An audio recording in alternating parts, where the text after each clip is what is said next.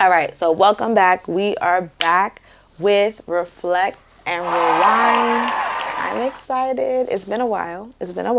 But we're back with season 2 of Being Mary Jane. Here we reflect and rewind our favorite comfort shows and really dissect and reflect on parts of us that we are seeing in these shows because life is hard. because life is hard, and if we can get some type of insight as to who we are and what's going on from TV, why not? Right? Why not? So grab your blanket, get comfortable, and let's reflect and rewind.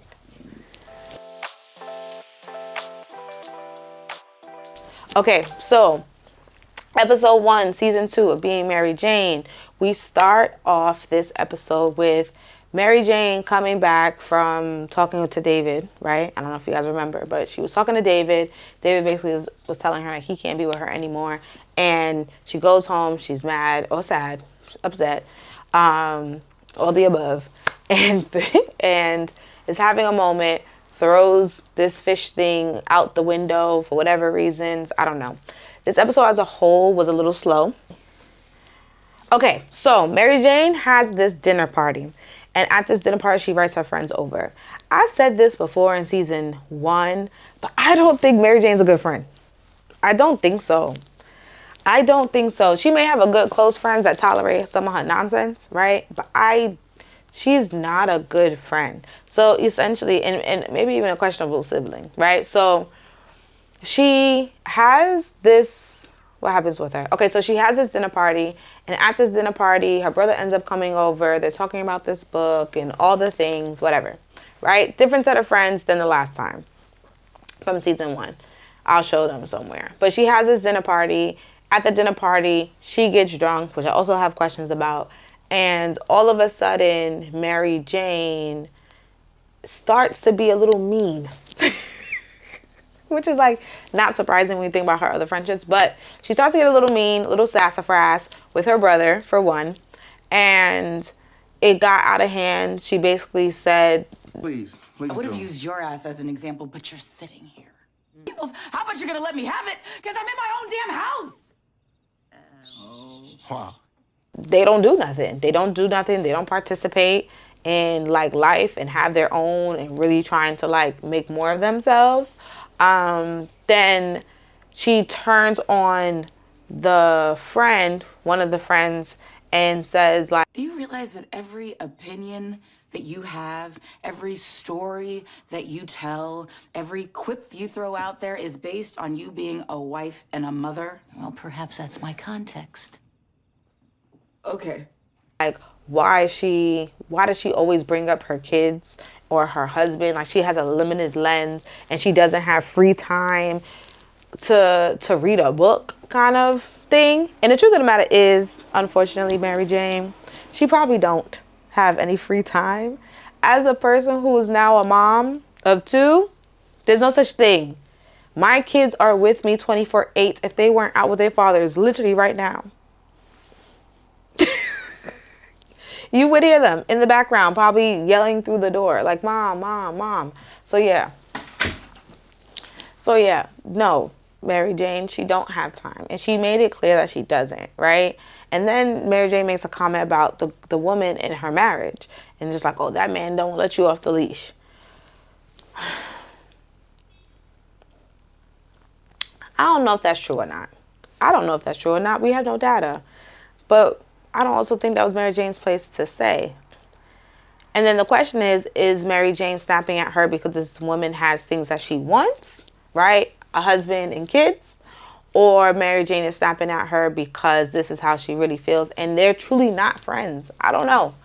But these are the little moments I'm just like, I don't think Mary Jane's a good friend. I don't think so. So everyone's kind of like trying to calm her down. Kara ends up getting her like kind of taking care of her or whatever. And that was pretty much that for that scene. I am going to wrap up this particular friend group though. So she wanted to apologize later in the episode. She goes to apologize to the girl, but then not really because it was still to gain information around David, right? So I didn't mention this in the first part, but she went earlier, she invited them to her house. She admitted to, so she can get information about David. That didn't happen because the whole argument blew up. Then we get to this part of later in the episode. She meets up with her to apologize, but still wants information about David, saying that she's looking for closure. And the truth of the matter is, I don't know if closure can always be given. I do think to some extent closure is a choice, right? Right? Because the truth is, someone can say that they don't want to be with you. Him not wanting to be with her should be enough to some extent. Him telling her that he's choosing someone else should also be enough. He does not want to be in a relationship with you. But in her mind, there has to be another reason on top of that.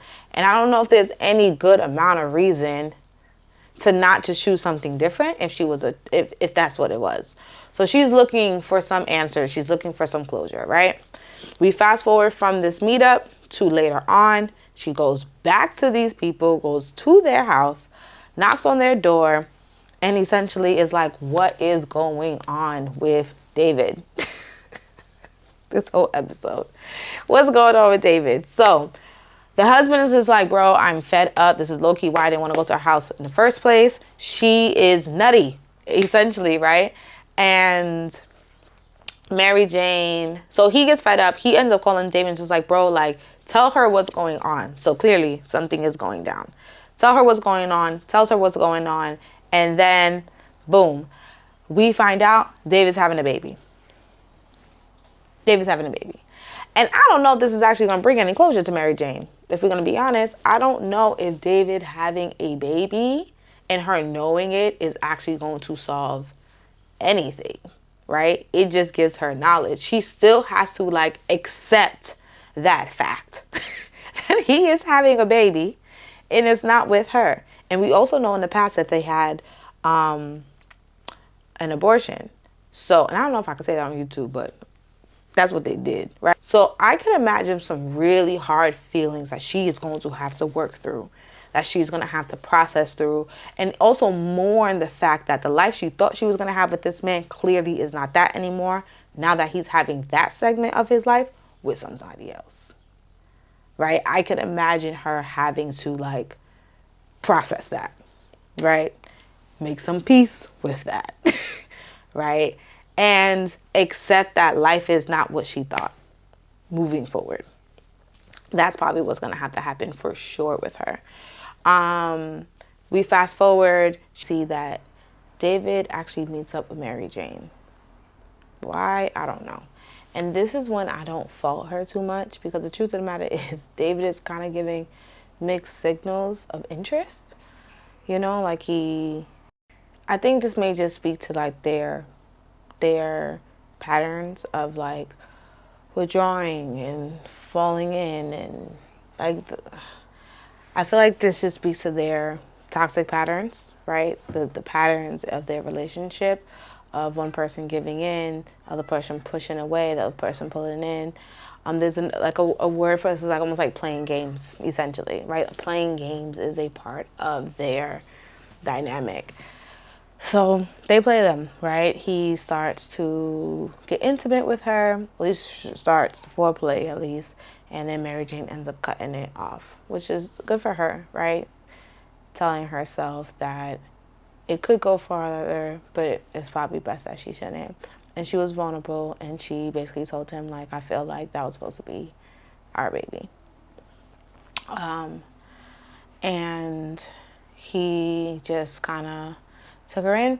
The only thing about Dave, like not the only, the other thing about David is that he confuses me, because he's now having a baby with this woman. This woman also lives with him, and he's cheating on this woman. Like, does she ever find out? How can she ever be stable? What does that relationship look like? Like, I have a lot of questions on the flip side, as like, how secure of a home is he creating with this girl if he keeps on doubling back with Mary Jane?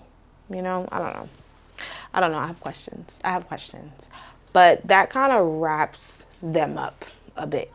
So, something I noticed, I don't know if you guys remember, but last season, I used to say, I don't know if I said this last season, but I think I did ask the question of like, where does Mary Jane get some of her thought processes from? Because it seems like her dad is so stable. So, like, where is she getting these views of men and all of those quirks? I feel like I found something, right? Like, part of my therapeutic process is to explore patterns, right? Explore patterns by various ways, one being family of origin. And with Mary Jane, we find out, well, you could see in this episode that the mom and her have this way of communicating their discrepancies, their concerns with the family, right? It usually comes off a little bit fussy, like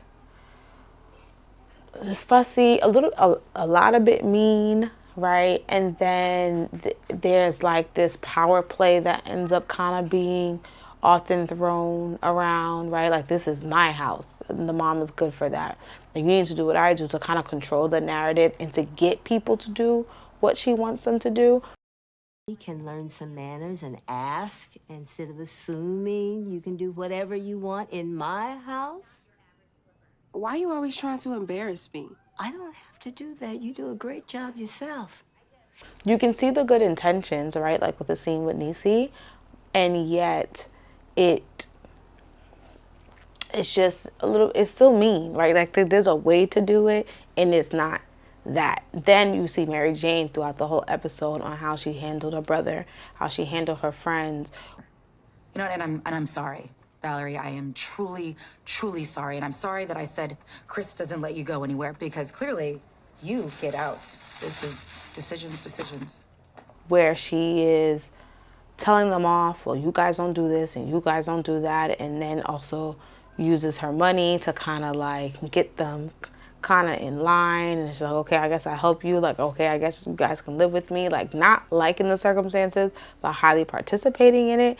I noticed in this episode in particular that Mary Jane, in the case of that particular communication pattern and behavioral pattern, is a direct correlation to her mom. Now, I don't know if the writers wrote it that way on purpose, but it is an interesting fact. And if she is in a relationship with someone, that is something that would have to be identified, for one, and then two, unlearned, right?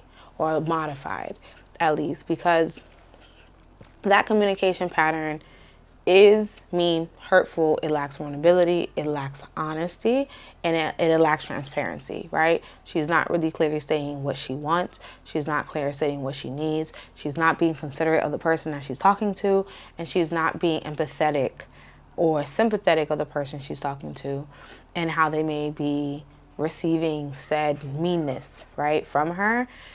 There's a way to say the things that they're saying and it still be considerate of the partner that or the person that we are speaking to. That is important in a healthy relationship, because the thing is, if we just be mean for mean's sake, right, or just be mean and say some of the things that she has said, or say some things even the mom has said, it does fracture the relationship, right? So you want to try to keep as much of the relationship intact as possible, right? And this is why even in couples therapy, one of the tools would be to speak clearly and consider and be considerate of your partners, right? Like, that is a intervention that would be used, so that we're not slowly chipping away around trust and emotional safety, because that's what's at risk here. Okay.